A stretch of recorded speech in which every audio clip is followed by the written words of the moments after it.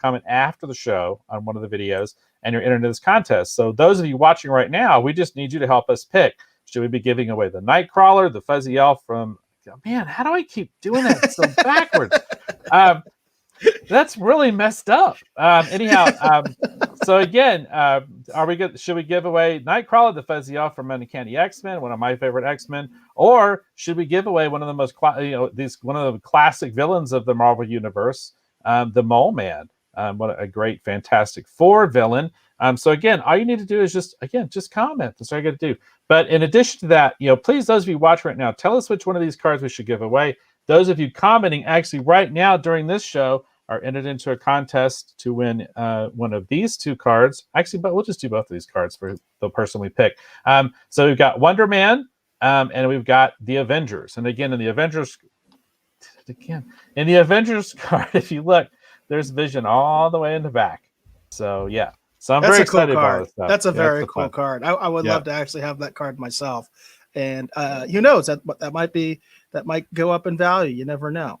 And by the way, there's a very specific method to our madness. The YouTube has been fueled by this Marvel impact speculation of the trading cards. The comment sections are robust and full.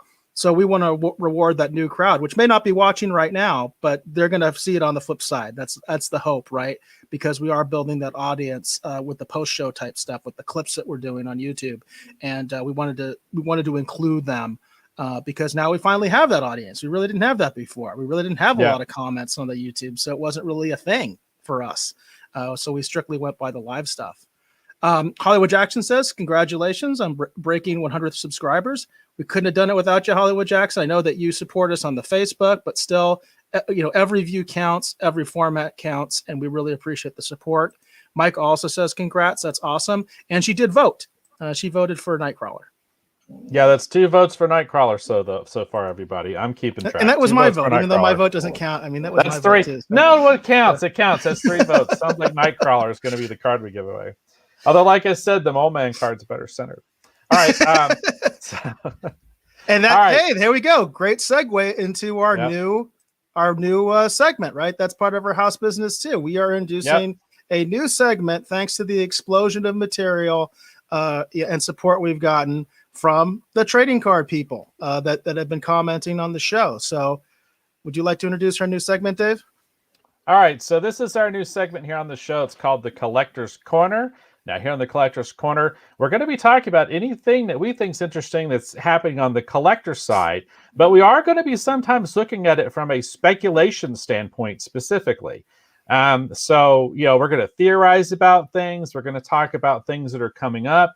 And one of the things that's interesting that actually Eric brought up in our business meeting actually last weekend is he was talking about how someone had mentioned to him that sometimes it's important to pay attention to the second appearance of a character, sometimes the third appearance of a character, if you want to basically pick up a book to hold on to it and maybe flip it, to make a couple dollars down the road. Now, I don't think that necessarily any one of these books is going to, set any sales records at the moment, but over time, I think these books could be very popular. And if your theory about Wonder Man is correct, that's going to be an overnight sensation.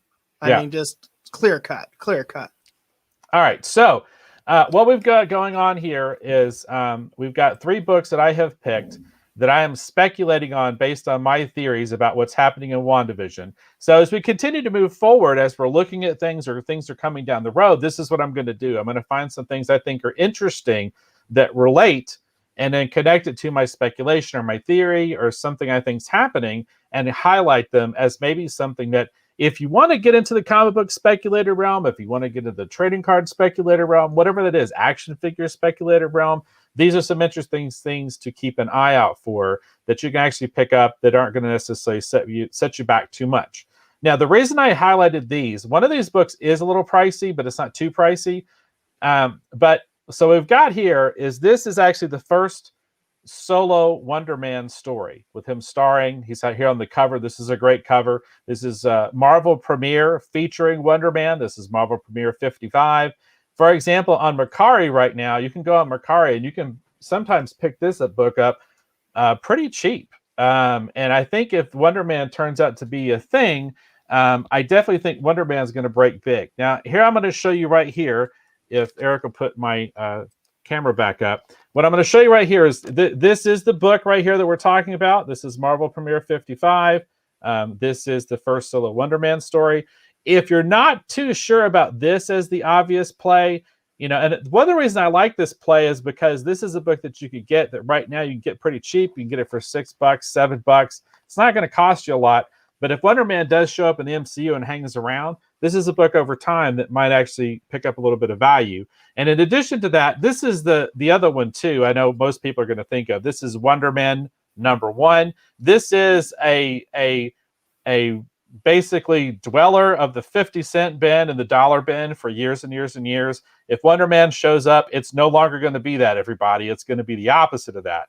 So if you think Wonder Man's going to show up, if you think there's something interesting that's happening here in relation to WandaVision, if it turns out he shows up, these are your two books you should kind of keep an eye out for. So this is the first solo By the way, story. I noticed on the title it says lights, camera, and action. Was there some sort of a TV storyline type thing in that book?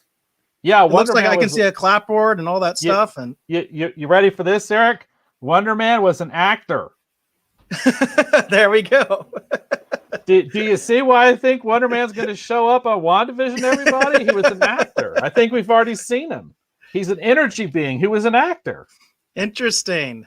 It's definitely an interesting way to, yeah. In addition to that, the second book that we have on here is Captain America 354. Captain America 354. Here's the actual physical book in my hands, my formerly ink-stained fingers, as it were. This is the actual book right here.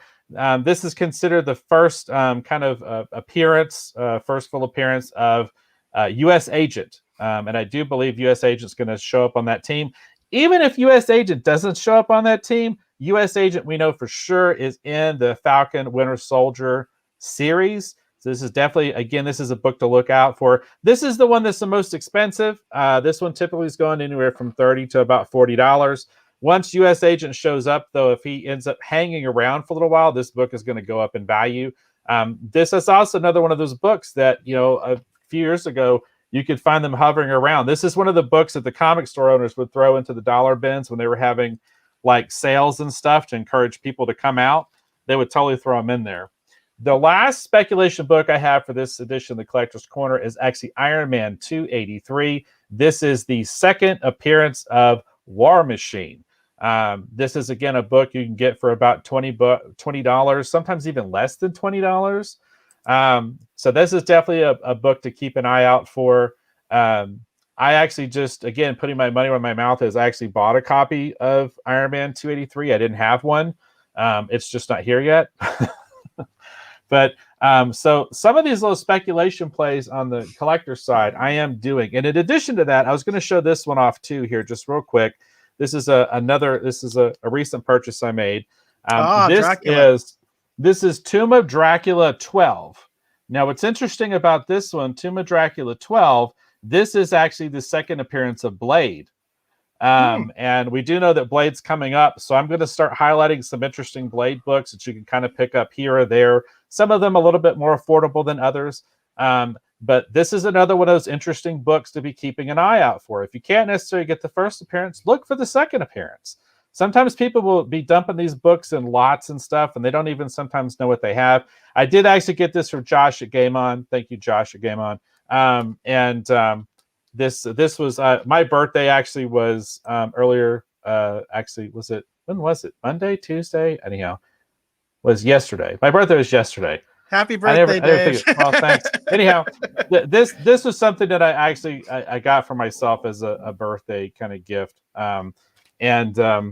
I just I've been watching. There's a lot of different books and things that I'm watching right now. Another gift was actually this crazy watch that my wife got me. This some kind of great. It does all this fancy stuff. Anyhow, thank you, Micah, for my watch. But we're going to start talking about this here on the show because I think it's something that people want to know more about. And in addition to that, too, I don't want to take up too much of our time here with their Collector's Corner, but I do want to actually get into the trading card side of things real quick. Because I do have a couple different things I want to talk about and highlight. If I can get the graphic to fire up. Oh, this thing's killing me. Come on. All right, here we go. All right. So on the trading card side of things, I wanted to talk about some interesting things that are happening. Now, the prices for certain things are kind of fluctuating a little bit, kind of here and there, but some of the prices are staying pretty solid. And so I'm pretty excited about that. So I do still think this is an interesting play for those of you that are interested in it. Again, I wouldn't necessarily recommend investing a ton of money into it per se. But I do think if you have some of these cards, I do still think it is a good time to sell them because I know a lot of people are buying them. I have been buying up some cards kind of here and there. I'm having some issues with getting them graded because there's all these problems with getting things graded right now. And I still haven't figured out who to send this to. I thought I knew who I wanted to send this to. It turns out they won't actually take non-sports cards. I have contacted a couple different places inquiring about, do you guys grade non-sports cards because their information is not specific enough. Right now, it looks like I might even be going with Beckett, which I never would have thought, but I think Beckett actually does grade non-sports cards. So I'm still trying to figure out where I'm going to get these cards graded. And I have had boxes for different things come in, and I do have a couple things I want to point out. Something has come to my attention in a very horrifying for me manner. So I bought, because I'm a Jim Lee fan, I bought, if you'll turn my camera back on, Eric, I want to show people this. I bought some Jim Lee's Wildcats cards. I bought a case, and then I bought a bunch of packs from someone. And these packs actually came from someone on eBay. So what I'm going to tell you right now is definitely investigate these things a little bit more before you buy them. These cards that are older, like from the 90s, if they have a clear coat on them, if things are not properly stored over time, what it does is this clear coat gets reactivated and they stick together. This is a problem called bricking, which I'm just now learning about. I got some boxes in one day, and in order to basically take care of them, I had to go ahead and unbrick 4 cases of cards. It's up till 1 a.m. doing it. I can't recommend it. But here's the problem with what happens. Okay, these packs this guy sold me. This guy sold me a box full of trash. Okay, I'm not happy about this. Okay, but I'm gonna be honest with you. I probably should have investigated this a little bit more. Now that the sealed case I got was fine, but this is what happens if something bricks. Okay, Wow. It's literally, these things are stuck together. They will not separate. All they're doing is tearing. Okay. Wow. They will not come apart. It's like a brick. That's why they call it bricking. And these things are and they also stick actually to just the wrapper themselves. These things are destroyed. Wow. So there's not a lot of really good advice for what to do if you have stuff that's bricking. So what I'm going to do is I'm actually going to stay away from some of these 90 cards for a little while because I've had all the stress tests that I can take for right now. But out of all those cards, we are going to have some fun cards we're going to be giving away here on the show moving forward. And I'm going to be selling them from time to time too. But I have the largest collection of holograms I have ever seen before in my life right now, everybody. I've never had this many holograms before in my life. You see this? Look at that stack. That's cool. So we're going to be giving away hologram cards here on the show. I'm going to be having some of them graded. Lots of fun things. And luckily I got some really cool cards out of these. This is actually a Grifter Prism card. So a lot of fun stuff came out of these. So had a lot of fun, but it was a little nerve-wracking too. So I just want to tell people, if you're getting into the card thing, if you're speculating on some of this stuff, be really careful about some of the later 90s cards from about 92 on, because if they're not stored in the proper condition, they're going to be a real nightmare to deal with. So if you have any concerns, I would definitely ask the buyer, the seller, or whatever, you know what I mean? Ask the seller before you actually make that purchase. Really scrutinize what you're getting, because it's a real problem. I mean, I think I lost probably 25% of the cards. Now, was this a sealed case, Dave? This was a sealed case that you got? Well, these were not in a sealed case. These were individual packs. So I've had problems with packs. Okay. The packs were the worst. But beyond the packs, I did have the same problem with the sealed case. And The box of Wildcats cards, like I said, I'd say about 25% of those didn't turn out. Now I do still have a couple of cases coming that I do want to do unboxing for on the show. They're actually 91 cards. They should be fine. They're mostly DC stuff, so we're going to do Cosmic Teams. We're going to do DC 1 and DC 2 for sure. Do those on the show. I'm definitely staying away from the mid to late 90s stuff for a little while because I don't think I could take another stress test like that. I was really freaking out about it. But I have also too, I have put together some interesting stuff, and I got some cool stuff I want to get graded. Some fun things we're going to give away here on the show. We have some other Impel cards. We're going to the 1990s style cards we're going to be giving away on the show too as we move forward. So fun things ahead, everybody, if you're into all this collectible stuff.